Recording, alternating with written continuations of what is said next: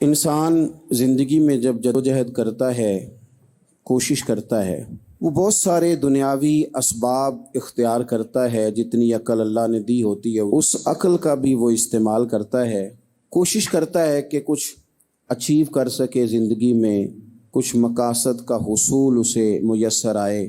عزیز بھائیوں، ایک بات اپنے ذہن میں اچھی طرح بٹھا لیں اور لکھ لیں کہ زندگی میں جو کسی بندے کو کامیابی حاصل ہوتی ہے وہ رب تعالیٰ کی مدد سے حاصل ہوتی ہے۔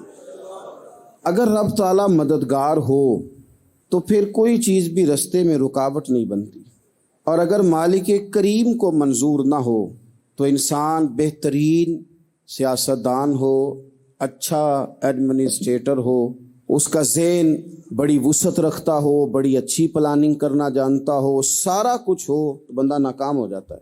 مسلمانوں کو جتنی کامیابیاں ملیں ان کا پس منظر صرف اتنا تھا کہ اللہ تبارک و تعالیٰ نے اپنے بندوں کی مدد فرمائی، اور اب تعالیٰ نے قرآن مجید میں اس حقیقت کا بیان کیا، فرمایا بل اللہ مولاکم، فرمایا بلکہ اللہ تمہارا مولا ہے، وَهُوَ خَيْرُ النَّاصِرِينَ، اور وہ بہترین مددگار ہے۔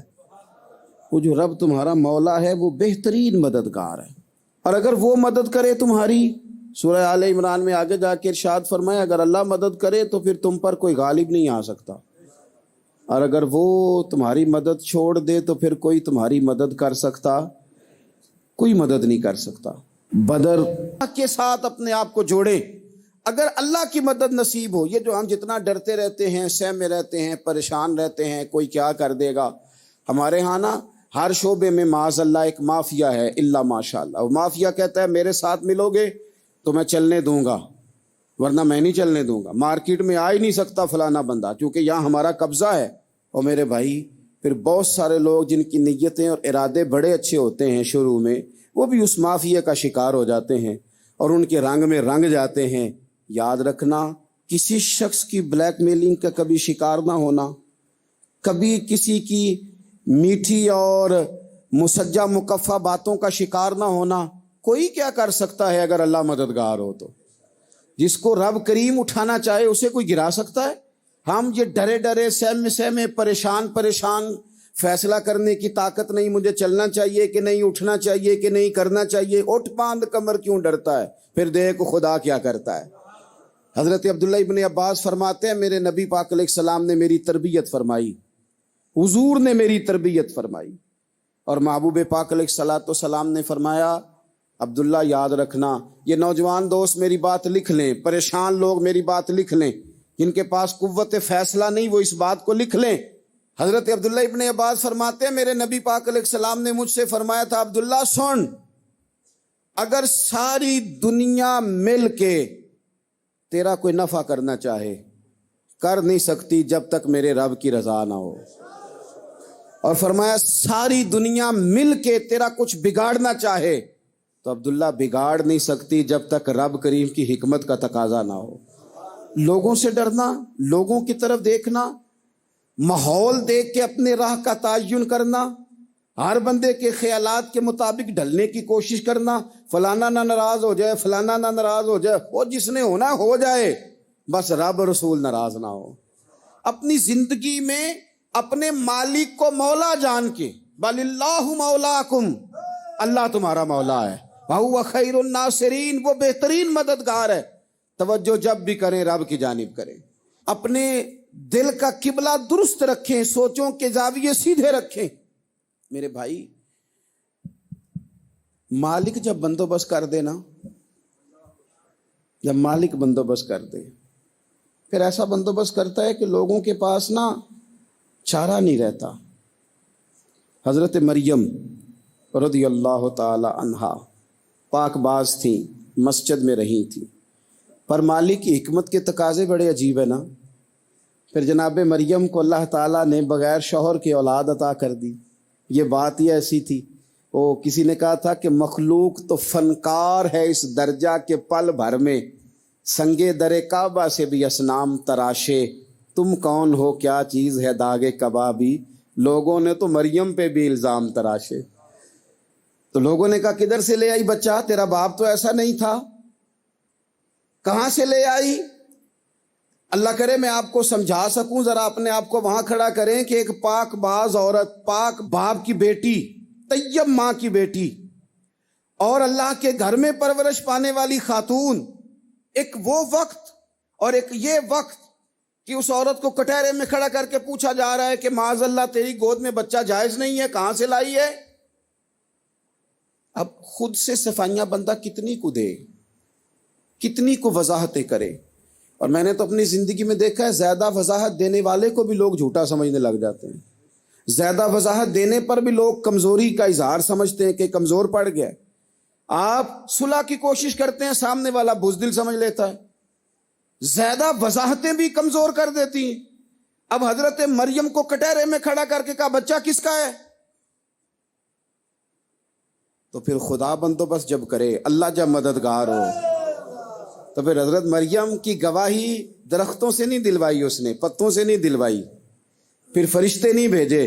حضرت مریم کہنے لگی مجھ سے نہ پوچھو، وہ جو پنگوڑے میں ہے اسی سے پوچھ لو، ان سے پوچھو نا، وہ کون ہے پوچھ لو، ان سے کر لو سوال.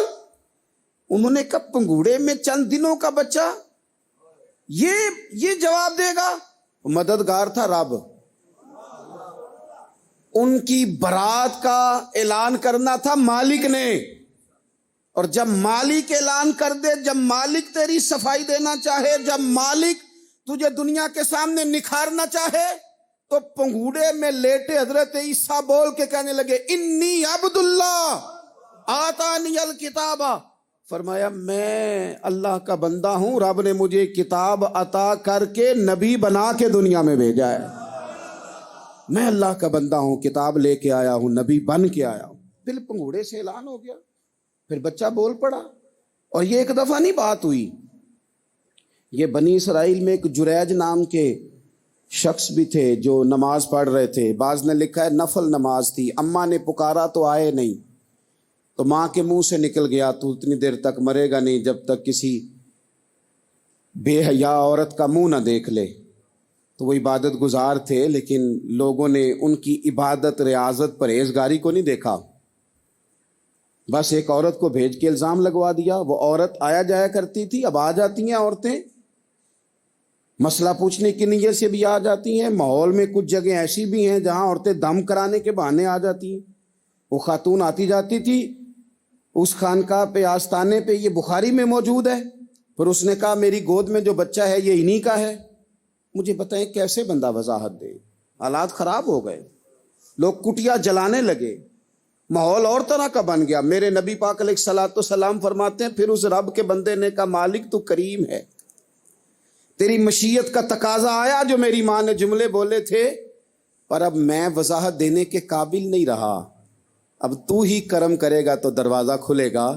تو وہ چند دنوں کا بچہ پنگوڑے میں بول کے کہنے لگا میں اس درویش کا نہیں، میں تو فلانے چرواہے کا بچہ ہوں، وہ جو بکریاں چراتا ہے. رب کی مدد کو پکاریں، اپنے ساتھ اپنے مالک کی مدد کو شامل کریں، تھوڑے رزق پر بھی گزارا اچھا ہونے لگ جائے گا. سارے لوگ آپ کو گرانے کی تدبیریں کر رہے ہوں گے اور مالک آپ کو عزتیں عطا فرما دے گا. اس کی بارگاہ سے حکمت کا تقاضا اور ہو جائے گا. ہم نے ساری زندگی لوگوں کو راضی کرنے میں گزار دی، ساری زندگی بڑھاپا آ گیا بچوں کو پالتے، اور بچوں نے آخری عمر میں کہہ دیا ابا اگر کوئی ڈھب کا کام کر لیتے تو آج ہمارے دن بھی پھر نہ جاتے. ساری زندگی گزار دی بہن بھائیوں کو راضی کرنے میں، ساری زندگی گزار دی ذمہ داریاں اٹھانے میں. ان کو 99 دفعہ دیا، ایک دفعہ نہیں دیا تو انہوں نے کہہ دیا تو نے تو کبھی دیا ہی نہیں، تو تھا ہی نہیں. ساری زندگی محلے داروں، علاقے والوں کو راضی کرنے میں گزار دی. اور میں نے ایسے لوگ بھی دیکھے دین کے لیے وقت گزارا، لیکن جب بڑھاپے میں دانت کام نہ کرتے تھے تو وقت کے مفتیوں کو بھی مسجدوں کی کمیٹیوں نے کہہ دیا اب آپ کی سمجھ نہیں آتی، ہم نے خطیب کو یور رکھنا ہے، نہ دیکھو دنیا کی طرف، دنیا رلا دیتی ہے، نہ راضی کرو بندوں کو، بندے تھکا دیتے ہیں، نہ پیچھے بھاگو ہر وقت دنیا داروں کے، یہ انسان کو کمزور کر دیتے ہیں. وہ تو کریم ہی بڑا ہے، 2 آنسو زمین پر بعد میں گرتے ہیں، بندے کے گناہ سارے پہلے معاف فرما دیتا. اللہ کی مدد کا حصول، اپنے مالک کی مدد کی طرف بڑھنا، آپ کو بدر کی جنگ بھی یہی درس دے گی، آپ کو احد کا میدان بھی یہی سبق دے گا، فتح مکہ بھی یہی سبق دے گا۔ میرے دوستو، جب رب مدد فرمائے، جب اللہ مددگار بنے، دوستوں سے ایک بات اکثر کرتا ہوں، میں کہتا ہوں کہ جتنے درد سے آپ امیر کو اپنی کہانی سناتے ہیں نا، اور جس طرح آپ کے آنسو بات کرنے سے پہلے گر جاتے ہیں کہ غریب ہیں، بچیاں ہیں، کاروبار نہیں، او میرے سنگیو، اس سے آدھے آنسو اپنے رب کی بارگاہ میں بکھیرو، اس کے حضور عرض گزار ہو جاؤ، اس سے طلب کرو۔ ایک وقت انسان پر زندگی میں ایسا آتا ہے کہ اسے یوں محسوس ہوتا ہے کہ میرا سایہ بھی ذرا سا پیچھے ہٹ گیا ہے، اسے یوں لگتا ہے کہ میں کسی سہارے پہ ہاتھ ڈالتا ہوں تو وہ بھاگ جاتا ہے مجھ سے۔ لیکن مالک کی بارگاہ ایسی عظیم بارگاہ ہے، رب رسول کے آستانے اتنے بڑے ہیں کہ آپ جب وہاں کشکول طلب دراز کرتے ہیں تو جھولی پھیلانے میں دیر لگتی ہے، ان کو بھرنے میں تو کوئی دیر نہیں لگتی۔ ہم نے اپنا سوچ کا قبلہ ہی دنیا کو بنا لیا ہے۔ یہ جو اللہ والوں کی مدد ہے یہ تو اللہ ہی کی مدد ہے، لیکن یہ جو سیٹھوں کی طرف توجہ کرنا، نوابوں کی طرف توجہ کرنا، دنیا داروں کی طرف توجہ کرنا اور اپنا مزاج اس طرح کا بنا لینا، یارو گردن کو جھکا دیتا ہے خیرات کا پتھر، جہاں میں مانگنے والوں کے سر کبھی اونچے نہیں ہوتے۔ اور اقبال کہتے ہیں غیرت ہے بڑی چیز جہانے تگ و دو میں، پہناتی ہے یہ فقر کو تاج سردارا۔ میں عرض کروں گا کہ اپنی آپ جب توجہ کا قبلہ اللہ رسول کو بنائیں گے تو رب فرماتے ہیں وَيَرْزُقْهُ مِنْ حَيْثُ لَا يَحْتَسِبُ، میں نہ تجھے وہاں سے رزق دوں گا جہاں سے کبھی تیرا گمان بھی نہیں گیا ہوگا کہ یہاں سے بھی مل سکتا ہے، تو نے سوچا بھی نہیں ہوگا۔ بخاری شریف میں حدیث ہے، حضرت جابر ابن عبداللہ فرماتے ہیں نبی پاک صلی اللہ علیہ وسلم نے 300 لوگوں کا ایک لشکر روانہ کیا کسی مہم کے لیے، کسی جہاد کے لیے۔ حضرت ابو عبیدہ بن جراح رضی اللہ تعالیٰ عنہ امیر لشکر تھے۔ فرماتے ہیں غربت اتنی زیادہ تھی، بھوک اتنی زیادہ تھی کہ ایک ایک کھجور دن میں ایک وقت کھانے کو ملتی تھی، اور کچھ دن ایسے آئے کہ اب کھجور بھی نہیں مل رہی۔ فرماتے ہیں اتنی زیادہ بھوک لگی مجاہدین کو، 300 بندہ پتے کھا کے گزارا ہونے لگ گیا۔ یہ بخاری میں موجود ہے۔ آپ فرماتے ہیں کہ دریا کے کنارے ہمارا پڑاؤ تھا، ٹھہراؤ تھا، جب بھوک سے نڈھال ہو گئے نا، وَيَرْزُقْهُ مِنْ حَيْثُ لَا يَحْتَسِبُ، اللہ وہاں سے روزی دیتا ہے، گمان بھی نہیں ہوتا۔ فرماتے ہیں ایک مچھلی اللہ تعالیٰ نے دریا کے کنارے بھیجی، فرماتے ہیں وہ تھی تو مچھلی پر پہاڑ جتنی تھی۔ بخاری میں لفظ ہیں، حضرت جابر ابن عبداللہ رضی اللہ تعالیٰ عنہ فرماتے ہیں 300 آدمی 18 دن تک اس مچھلی کو کھاتے رہے، مچھلی ختم ہی نہیں ہوئی۔ مچھلیاں نہیں، مچھلی کہتے ہیں 18 دن 300 بندہ کھاتا رہا، مچھلی ختم ہی نہیں ہوئی۔ اور فرماتے ہیں کہ اس کی ہڈی نکال کے، کانٹا کہیں گے آپ اپنی زبان میں، کہتے ہیں وہ نکال کے نا تو اس کو کھڑا کیا نا جب، تو اونٹ کجاوے سمیت اس کے بیچ سے گزر جاتا تھا، 2 اس کے کانٹے جوڑے۔ فرماتے ہیں وہ اس کا گوشت ہم کھاتے تھے اور اس کی چربی بطور تیل کے ہم جسموں پہ ملتے تھے، بیماروں کو اس سے سکون آتا تھا، تندرستی شفا ہوتی تھی۔ فرماتے ہیں ہم کھایا بھی ہم نے، اور کچھ لے کے ہم مدینے بھی گئے، اور قربان جائیں نبی پاک نے بھی اس میں سے کھایا۔ ہم نے عرض کی حضور یہ معمہ کیا ہے، یہ ماجرا کیا ہے؟ تو محبوب نے فرمایا تمہارے پاس غذا نہیں تھی، رب نے تمہارے لیے بندوبست کیا ہے، اللہ نے تمہیں دیا ہے۔ مکان شروع کر لیا، ایک صاحب نے وہ مکان بنانے لگے، آپ وہ حساب لگا رہے ہیں، کہتے ہیں میرے پاس اتنے پیسے ہیں، اتنے میں نے فلانے دوست سے کہنا ہے اس نے دے دینے، اتنے فلانے رشتہ دار سے کہنا ہے اس نے دے دینے، اتنے فلانے سے کہنا ہے اس نے دے دینے۔ یہ ساری کاپی بنا کے مکان شروع کر لیا۔ جو روز کہتا تھا نا کوئی حکم ہو جاتے 10 سب سے پہلے اس کو کہا میاں پیسے چاہیے، وہ کہندا ہو کل ہی منڈا ٹوریا ہے، کدے تو پرسوں 10 داتے لب جانے سن۔ میں آپ کو اپنے تجربے کی بات بتا رہا ہوں۔ جن لوگوں کا خیال ہوتا ہے نا کہ آپ سٹارٹ کریں فلانا کام، ہم آپ کے ساتھ ہیں، اللہ کا ہی کوئی نظام ہے، وہ بالکل بھی نہیں ساتھ ہوتے۔ لیکن ایسا نہیں ہے کہ کوئی ساتھ نہیں ہوتا، اللہ تعالیٰ بڑے اسباب پیدا کرتا ہے، وہاں سے دیتا ہے جہاں سے گمان بھی ہمارا یہ ذہن بن جاتا ہے، ہم ساری اپنے حساب سے چلتے ہیں، اتنے رشتہ داروں سے، اتنے، کون آپ کے ساتھ چلے گا؟ سوال ہی نہیں پیدا ہوتا۔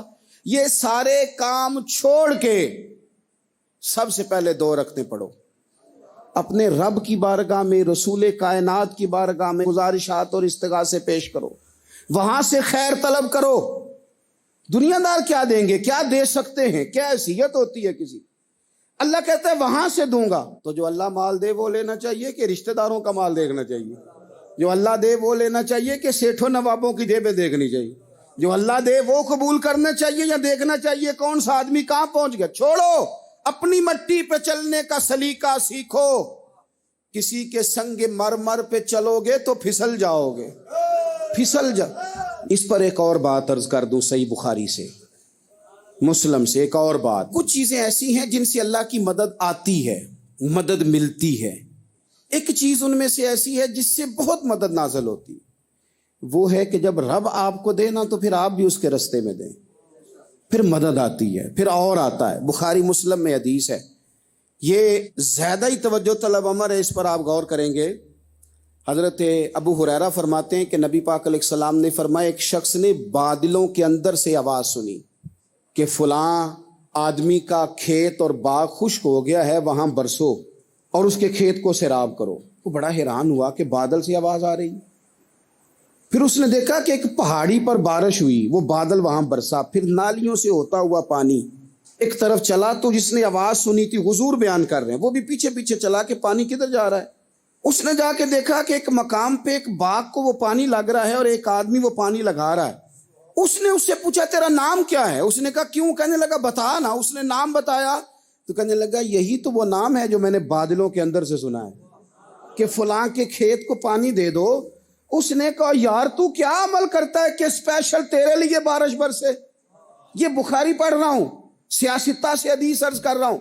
اس سے پوچھا تو کیا کام کرتا ہے کہ جناب اللہ تبارک و تعالیٰ کا حکم کرم آیا کہ خاص تیرے لیے پانی برسے اور تیرے کھیت کو سیراب کرے؟ تو اس نے کہا چھوٹا ذمہ دار ہوں، پر جب فصل اگتی ہے تو 3 حصے کرتا ہوں، ایک حصہ اپنے بال بچوں پہ، بہن بھائیوں پہ خرچ کرتا ہوں، ایک حصہ پورا، اور ایک حصہ دوبارہ کاشتکاری پہ لگاتا ہوں، اور تیسرا حصہ خالص میں نے مسکینوں، یتیموں اور غریبوں کے لیے رکھا ہوا ہے۔ وہ جو تیسرا حصہ، اللہ کرے آپ سمجھیں، وہ رب کے بندوں پہ تیسرا حصہ خرچ کرتا ہے نا، تو کریم مالک نے فرمایا جہاں سے غریب کا حصہ جاتا ہے وہ کھیت خشک نہیں رہنا چاہیے، وہ جہاں سے مسکین روٹی کھاتے ہیں وہ خشک نہ رہے، جہاں سے یتیموں کو کچھ آتا ہے کہیں اس کی فصل رہ نہ جائے۔ میں اور آپ بھی اگر اپنے مال میں مسکینوں، یتیموں، غریبوں کے حصے رکھ لیں گے تو فصلیں خشک نہیں رہیں گی، ان کے اندر تازگی آئے گی، نور آئے گا، کرم آئے گا، خاص کر خدا کی رحمت برسے گی۔ مدد اللہ سے چاہیں، اپنی توجہات کا مرکز رب رسول کی ذات کو بنائیں، پھر آپ محسوس کریں گے کہ بڑی جلدی اللہ تعالیٰ کی مدد آنے لگی ہے۔ کبھی آپ صرف کہہ دیں نا میرا رب میرے ساتھ ہے، اس لفظ میں اتنی طاقت ہے کہ دشمن ویسے زہر ہو جاتا ہے۔ زندگی میں کسی سے بھی لڑائی ہو، اچھی طرح سوچ لیں کہ اللہ اس طرف ہے یا اس طرف ہے۔ اگر آپ زیادتی پہ ہیں تو پھر رب مظلوم کی جانب ہے۔ اگر اللہ کی مدد آپ کے ساتھ ہے تو دنیا کی کوئی طاقت آپ کو گرا نہیں سکتی، اور اگر آپ مظلوم کے مقابلے میں ظالم بن کے آپ کھڑے ہو گئے ہیں اور آپ نے رویہ وہ اختیار کیا ہے کہ جس میں مدد نہیں آئے گی، تو پھر یاد رکھ لیں کہ آپ کوئی بھی ہیں، کہاں بھی ہیں، آپ کمزور ہیں۔ طاقتور تھے ابتدائے اسلام میں، ظاہری طاقت تھی کفار مکہ کے پاس، وہ ڈنڈوں سے مارتے تھے غریبوں کو، ان کے ہاتھوں میں ڈنڈے تھے، پر خدائی طاقت ان مظلوموں کے ساتھ تھی۔ صاحب زرقانی نے لکھا ہے، حضرت زنیرہ رضی اللہ تعالیٰ عنہ ایک لونڈی ہیں، غریب ہیں، ماڑے دا کی کام محمد نس جانا یا رونا، غریب سادی بی بی اور لونڈی کنیزہ، ایک مشرک کی کنیزہ تھی، انہوں نے کلمہ پڑھ لیا، وہ ڈنڈوں سے مارتا، دروں سے مارتا، تکلیف دیتا۔ حضرت زنیرہ رضی اللہ تعالیٰ عنہ کو اتنا مارا، اتنا مارا، اب آپ ایک اور پہلو پر بھی غور کریں، مار بھی پڑ رہی ہے پر خدا ادھر ہی ہے، اللہ کی مدد ادھر ہی ہے۔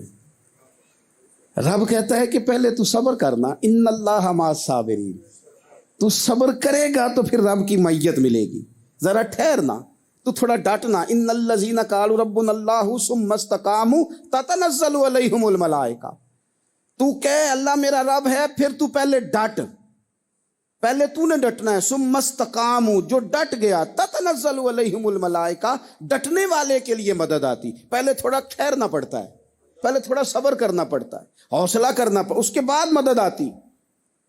مار پڑ رہی ہے، مارا جا رہا ہے، حضرت زنیرہ کو ان کا مالک جو ہے ظاہری آقا وہ مار رہا ہے، یہ کنیزہ ہے، اتنا مارا ان کی بینائی چلی گئی، نظر آنا بند ہو گیا۔ ابو جہل آیا اور کہنے لگا زنیرہ دیکھا نا ہمارے بت تیری آنکھیں لے گئے، معاذ اللہ، لات و منات ہمارے بتوں نے تجھے اندھا کر دیا۔ اب ایسا نہیں ہے کہ بی بی روتی جا رہی ہے، مایوسی معاذ اللہ، پریشانی، غریبی بڑی ہے، پوچھنے والا کوئی نہیں، یہ باتیں نہیں۔ کیا جملے ہیں خاتون کے، کیا لفظ ہیں۔ ابو جہل نے تنزیہ کہا معاذ اللہ، کہنے لگا دیکھا نا ہمارے بتوں نے تجھے اندھا کر دیا۔ تو جناب زنیرہ آنکھوں کی بینائی گئی ہے، رات کو گئی ہے، دکھ ابھی تازہ ہے، لیکن اللہ پہ جو توکل ہے، اپنے مالک سے جو رشتہ ہے وہ اتنا مضبوط ہے، اتنا طاقتور ہے، اس میں اتنی گہرائی ہے کہ حضرت زنیرہ بول کے نا اتنی قوت سے بولی، اتنی طاقت سے بولی کہ پورے کفر پر لرزہ طاری ہو گیا۔ فرمانے لگی تمہارے بتوں کی کیا اوقات ہے کہ وہ میری بینائی لے جائیں، یہ میری رب کی حکمت کا تقاضا ہے۔ جب تک اس نے چاہا زنیرہ دیکھتی رہی، اور جب اس نے چاہا زنیرہ کی آنکھوں کی بینائی چلی گئی، اور اگر وہ چاہے گا نا تو بینائی واپس بھی کر دے گا۔ اگر ہو ذوق یقین پیدا تو کٹ جاتی ہیں زنجیریں، اگر وہ چاہے گا تو بینائی آ بھی جائے گی۔ حضرت زنیرہ نے رات کو یہ لفظ کہے، ابو جہل اور سارے کفار ڈر کے سن کے چلے گئے، آپ اطمینان سے آ کے بستر پہ سوئی۔ جب سویرے اٹھی تو اللہ نے آنکھوں کی روشنی واپس کر دی تھی، آنکھوں کی۔ اب چھڑی پکڑی ہے، بازاروں میں گھومتی ہے، کہتی ہیں بلاؤ کدھر ہے تمہارے لات و منات، دیکھو میرے رب نے روشنی واپس کر دی۔ آ کر میرے ساتھ ادھر آ، ستمگر ہنر آزمائیں، تو تیر آزما ہم جگر آزمائیں۔ بیمار لوگوں یاد رکھو، کہہ دیا ڈاکٹر نے کہ تو بڑا بیمار ہے، تو بڑا کمزور ہے، یہ ہو گیا وہ ہو گیا، تو ڈاکٹر اپنے علم کے مطابق بات کر رہا ہے، ہوگا تو وہ جو میرا رب چاہے گا۔ کمزور ہو جانا، پریشان ہو جانا، تکلیف میں آ جانا، پتہ نہیں بات ہو گئی ہے تو جانے کیا ہو جائے گا۔ اپنی زندگی کے اندر اپنے رب سے رشتہ مضبوط کریں، رسول کائنات سے رشتہ مضبوط کریں، اللہ والوں سے رشتہ مضبوط کریں۔ حضرت زنیرہ نے پیغام دیا کہ زندگی میں جو جینا چاہتے ہیں تو وہ رب کا نام لے کے جی سکتے ہیں، جو اپنی زندگی میں خوشیاں دیکھنا چاہتے ہیں تو رسول اللہ کے نام پر خوشیاں دیکھی جا سکتی ہیں۔ توکل کی بنیاد پر بندہ خوشیاں لے سکتا ہے، اور اگر انسان میں توکل نہیں ہے تو پھر وہ اس کالے جادو سے بھی ڈر رہا ہے، وہ نیلے سے بھی ڈر رہا ہے، وہ پیلے سے بھی ڈر رہا ہے، وہ فلانے سے بھی ڈر رہا ہے، وہ میرے خلاف فلانا رشتہ دار سازش کر رہا ہے تو ڈر رہا ہے، فلانا میرے بارے میں یہ کر رہا ہے تو ڈر رہا ہے، وہ پتہ نہیں دنیا ادھر ہو جائے گی تو کیا ہو جائے گا، اٹھ باندھ کمر کیوں ڈرتا ہے، پھر دیکھ خدا کیا کرتا ہے۔ تو اس ساری گفتگو کا نچوڑ آپ کو یہ عرض کیا ہے، سب سے پہلے تو یہ کہ میدانوں میں مدد بھی اللہ کی، رزق میں مدد بھی اللہ کی، فصلیں خشک ہوں تو مدد پھر بھی اللہ کرے، تو پھر ساری مدد، اور اگر انسان بیمار ہو تو پھر بھی مدد اللہ کی۔ تو اپنے اللہ کی جانب توجہ کو بڑھائیں، آپ اللہ سے مدد کے سوالی بنیں۔ ترمذی کی ایک حدیث ہے، میں آپ کو زندگی کا تجربہ بتاتا ہوں کہ جب میں بڑا پریشان ہوتا ہوں تو یہ والی روایت کھول لیتا ہوں، مزہ دیتی ہے۔ میرے نبی پاک علیہ السلام نے فرمایا اپنے دکھ سیٹھوں نوابوں کو نہ کہنا، مالداروں کا نہ کہنا، ورنہ اللہ تمہیں کبھی غنی نہیں کرے گا۔ فرمایا اپنے دکھ اپنے رب کی بارگاہ میں عرض کرنا، جلدی کرے یا دیر سے کرے اللہ تمہیں لوگوں سے بے نیاز کر دے گا۔ اللہ تمہیں غنی کر دے گا. رات کو بیٹھو نا اس کی بارگاہ میں, اسے دکھڑے سناؤ, چھوٹی چھوٹی باتیں. حضور نے فرمایا نمک بھی مانگو تو رب سے مانگو. چھوٹی چھوٹی بات سے شروع کرو نا. جب بندہ شروع کرتا ہے نا چھوٹی چھوٹی چیزیں تو بڑی ساری چیزیں یہ اس طرح ہوتا ہے جیسے بندہ رب سے گفتگو کر رہا ہے. مالک مجھے یہ چاہیے, مالک میں یہاں کمزور ہوں, اللہ میں یہاں پریشان ہوں. آپ یہ کر کے تو دیکھیں, لمبی لمبی دعائیں مانگ کے تو دیکھیں, اس کے حضور جڑ کے تو دیکھیں. آپ دیکھیں گے راحت کتنی ہے, سکون کتنا ہے.